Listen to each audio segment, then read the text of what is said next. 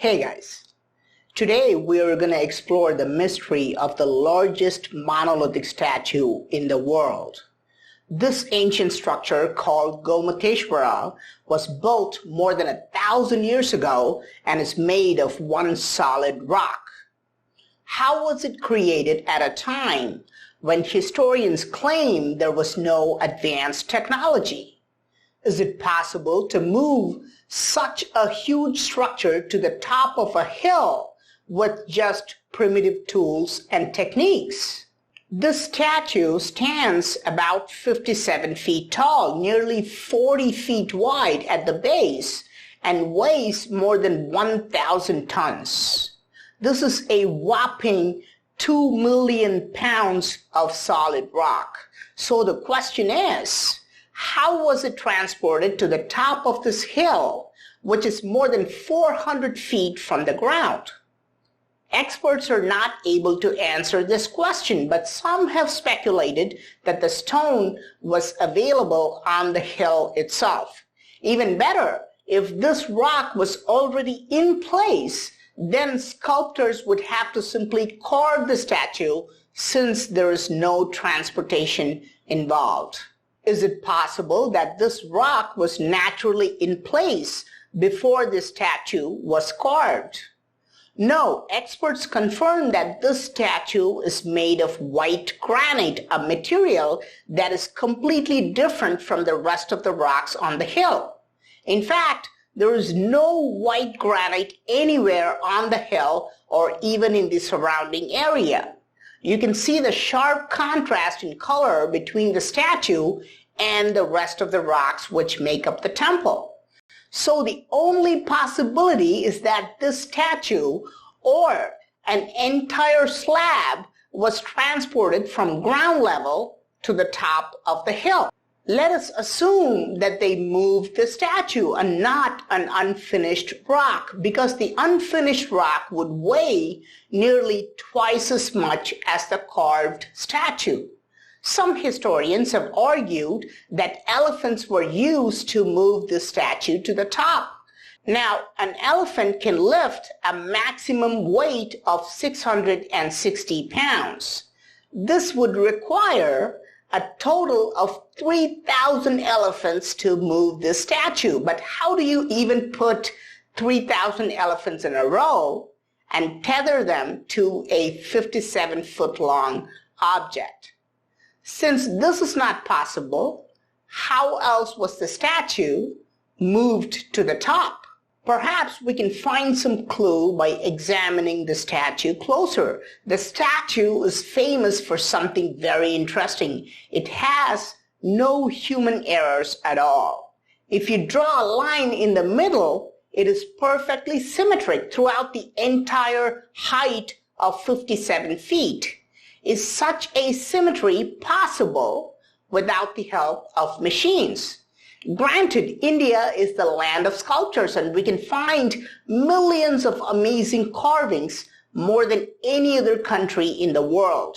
But this statue is quite different. Because of its enormous size, it has to show even the minute details. For example, you can see this groove between his nose and lips. All human beings have this groove. However, most sculptures do not show this feature. Even the Statue of Liberty does not have this feature. But this is carved on a 1,000-year-old statue. These features are not even visible to the naked eye. They're only visible if you zoom in with your camera. And it shows something truly extraordinary. Several intentional cuts and scratches carved on his face. This is not a result of corrosion. I will show you corrosion in a minute. Why were these scratches made? Because this statue represents Bahubali, a prince who fought his own brother. Ancient texts mention that both brothers were badly bruised in a fight just before Bahubali started his meditation in the standing posture. Why did ancient builders create even the smallest details, even though Historians claim ancient people could not see these bruises with their naked eyes. Look at the little patches of flesh on the corners of the eyes. You will never see these anywhere. These are extremely minute details which have been carved to perfection. If you visit the site, zoom in on the leaves. The veins on these leaves are unbelievable, just like real leaves. Can details like these be carved in perfect symmetry with human hands, or were ancient builders using machines for carving, just like modern human beings? But the most interesting clue is not on this huge statue, but is found on two small statues placed near his feet. Both these statues hold something very strange in their hands. They look like modern-day drilling and polishing tools. Remember, we have seen these same tools at Hoysala Temple, which shows solid evidence of machining technology. Why do we always find these carvings next to mysterious structures which cannot be explained by archaeologists? Were these clues left by ancient builders for us to understand the truth?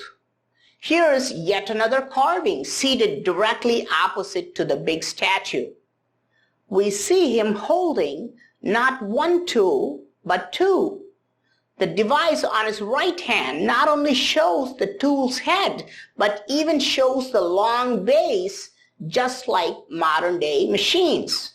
Look at today's stone carving tools. All modern sculptors use an elongated handle with a tool bit at the top.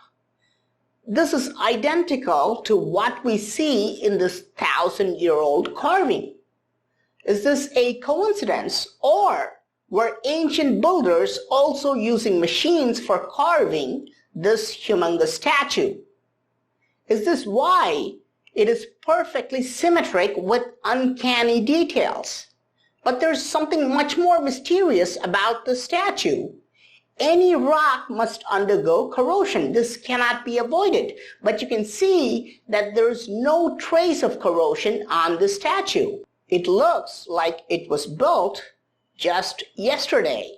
This is really confusing because the face of the statue is completely open to the wind that has been blowing for the last 1,000 years. You can see his face from many miles away, which sticks out beyond the height of the temple. But the statue has remained remarkably fresh, and you can see the rest of the temple has corroded. How is this possible? Indians are very superstitious people, and once in 12 years they gather and pour a variety of items including sugarcane juice, saffron paste, milk, sandalwood powder, and other strange items. A few years ago, scientists tested this concoction and realized that this actually strengthens the rock and prevents it from corrosion. Now the question is, how did people come up with this anti-corrosive technique 1,000 years ago? How did this advanced knowledge of stone treatment become a mere religious ritual today? What's really fascinating is that the devotees usually pour all the quote-unquote offerings on top of the statue's head. This is why the top of the statue shows no corrosion, but the bottom of the statue shows traces of corrosion because the anti-corrosive compound does not fully reach his feet. If the archaeology department recreates the compound made by superstitious devotees and applies it on ancient temples, they can preserve all the corroding ancient temples. Now, let's go back to the mystery of moving this 1,000-ton statue to the top of the hill. There are no ramps constructed on the hill, and these stone steps is the only way to climb. The hill is very steep. Some people even faint while climbing these steps.